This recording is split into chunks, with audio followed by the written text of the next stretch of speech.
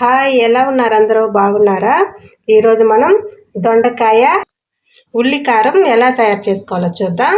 దానికోసం నేను 1/2 కిలో దొండకాయలు తీసుకొని ఇలా చక్కగా కట్ చేసి పెట్టుకున్నాను. మీకు కావాలంటే రౌండ్గా కట్ చేసుకోవచ్చు, గుత్తి వంకాయ కట్ చేస్తాం కదా అలా కూడా కట్ చేసుకోవచ్చు. మీకు ఏ షేప్లో కావాలంటే ఆ షేప్లో కట్ చేసి పెట్టుకోండి. ఇప్పుడు మనం ప్రాసెస్ స్టార్ట్ చేద్దాం. స్టవ్ ఆన్ చేసుకొని కడాయి పెట్టుకొని 1 స్పూన్ ఆయిల్ వేసుకుందాం. ఇప్పుడు దీంట్లో 1 స్పూన్ జీలకర్ర, చిటికెడు మెంతులు వేసుకొని ఫ్రై చేసుకుందాం. ఇప్పుడు దీంట్లో ఒక 7-8 ఎండుమిర్చి తీసుకున్నాను, ఇలా కట్ చేసి పెట్టుకున్నాను. ఇవి వేసి ఫ్రై చేసుకుందాం. ఇప్పుడు దీంట్లో ఒక పెద్ద సైజ్ ఆనియన్ కట్ చేసి పెట్టుకున్నాను, ఇది వేసి ఫ్రై చేసుకుందాం. ఆనియన్ త్వరగా ఫ్రై అవడానికి నేను కొంచెం సాల్ట్ వేసుకుంటున్నాను.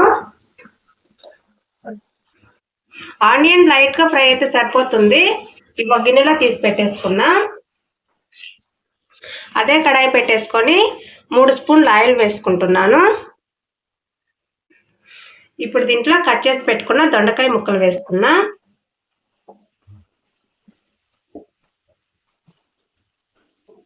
ఇవి ఒకసారి కలిపేసుకున్నా.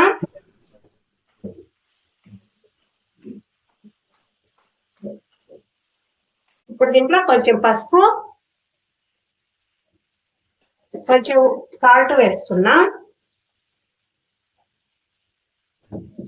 ఇదంతా ఒకసారి కలిపేసుకున్నా.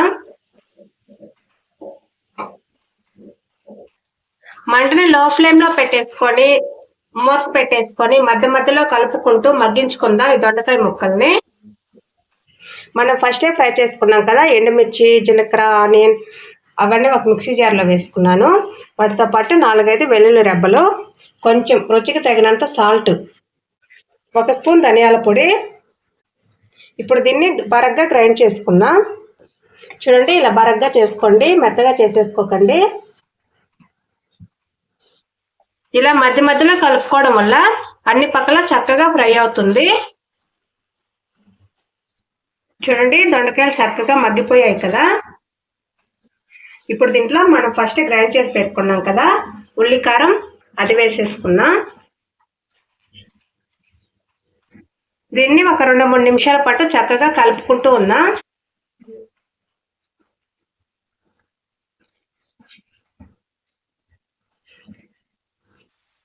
ఇప్పుడు దీంట్లో ఒక 2 టేబుల్ స్పూన్లు చింతపండు రసం వేసుకుంటున్నాను.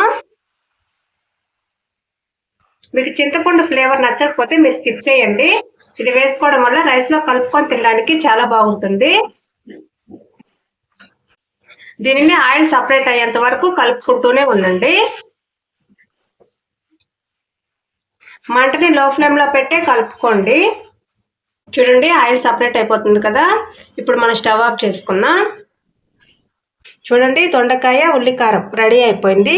ఇది వేడివేడి అన్నంలోకి వేసుకొని తింటే చాలా బాగుంటుంది. మీరు ట్రై చేయండి, మీకు ఖచ్చితంగా నచ్చుతుంది. ట్రై చేసి టేస్ట్ అనేది ఎలా ఉందో మా కామెంట్ బాక్స్లో తెలియచేయండి. ఇలాంటి మరిన్ని వీడియోల కోసం మా ఛానల్ని సబ్స్క్రైబ్ చేసుకోండి. Thank you.